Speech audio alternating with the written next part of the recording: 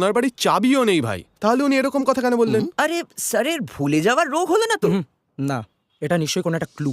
উনি কোনো একটা বিপদে পড়েছেন। উনি শালুখের নামও করলেন, যদিও ওকে একটুও পছন্দ করেন না। সত্যিই তো, তার মানে লাঞ্চ আর পেস্তা আইসক্রিমও কোনো ক্লু হতে পারে।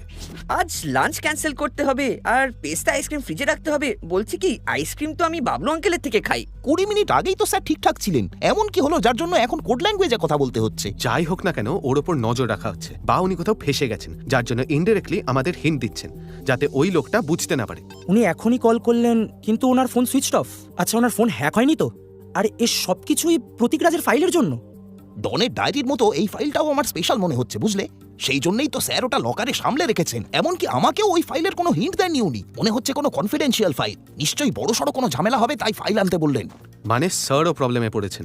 গাইস, কারের লোকেশন আমাদের ট্র্যাক করতেই হবে। আমি কার ম্যানুফ্যাকচারারের সঙ্গে গিয়ে কথা বলছি। আর আমি প্রতীক রাজের ঠিকুজি বের করছি। ফ্রেডি, তুমি বাবলু আঙ্কেলের কাছে যাও আর খোঁজ নাও স্যার পেস্তা আইসক্রিমের কথা কেন বললেন। হয়তো আইসক্রিমের সাথে ক্লু জড়িত, বা আইসক্রিমের গাড়ির সঙ্গে, বা বাবলু আঙ্কেলের সঙ্গে।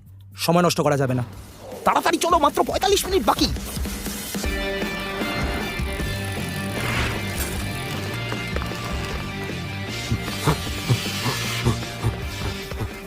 সুকেশ স্যার, হ্যাঁ, তুমি তো দয়া। সুশীল ফোন করে বললো তুমি এখানে আসবে। আপনি কিছু জানতে পারলেন? না, যেই কার্ডটা আমাদের সিস্টেম থেকে বেরিয়ে গেছে, আমরা একটা অ্যালার্ট পেলাম। আমি কানেক্ট করার চেষ্টা করছি, কিন্তু করতে পারছি না। আচ্ছা, কার কি হ্যাক হতে পারে? স্যার বলছিলেন উনি গাড়ি থেকে বের হতে পারছেন না, ডোর খুলছে না। তাই তো মনে হচ্ছে। আমি সিস্টেম ওভাররাইট করার চেষ্টা করছি, কিন্তু সেটাও হ্যাক করেছে। কিছুই কাজ করছে না। হ্যাকের জট ছাড়াতেই হবে। হ্যাকার জাস্ট এলো বলে। স্যার, আমি একবার ট্রাই করি। আচ্ছা, ঠিক আছে, করো।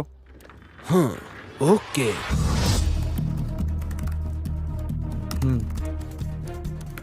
এমন কে আছে প্রতীক ছাড়া পেলে যা লাভ হতে পারে? কোনো কাছের লোক হতে পারে, অথবা এমন কেউ যে চায় না কোর্টেও মুখ খুলুক।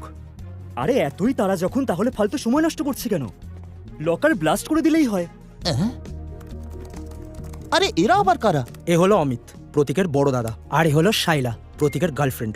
এ অরবিন্দ কুমার, প্রতীকের বিজনেস পার্টনার আর প্রতীকের সেক্রেটারি হেলেন। এ হলো আরেকজন বিজনেসম্যান, রোহিত জনসন, ওর ডান হাত। আমি এদের সবার ফটো নিউজ পেপার আর সোশ্যাল মিডিয়া থেকে পেয়েছি। এরা সবাই প্রতীকের খুব ক্লোজ, আর ওকে বাঁচানোর জন্য যা দরকার তাই করতে পারে, বা হয়তো নিজেদের বাঁচানোর জন্য। যে এসব করছে সে প্রতীকের এই সব 2 নম্বরই কাজের সঙ্গী। হ্যালো, কি? ওকে ওকে।